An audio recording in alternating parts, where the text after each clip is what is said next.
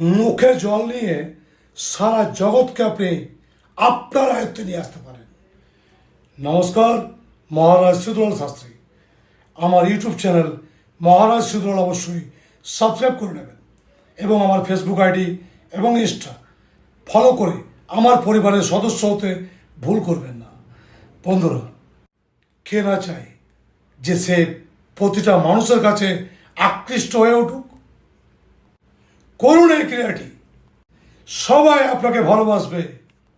সকালে ঘুম থেকে উঠে মুখ ধুতে যাবার সময় বাসি মুখে যে কোনো জায়গায় যেখান থেকে আপনি মুখ ধুচ্ছেন সেখান থেকে হাতে করে এমনি করে জল নিয়ে বলবেন ওম বৈশ্যমুখী রাজমুখী স্বাহা।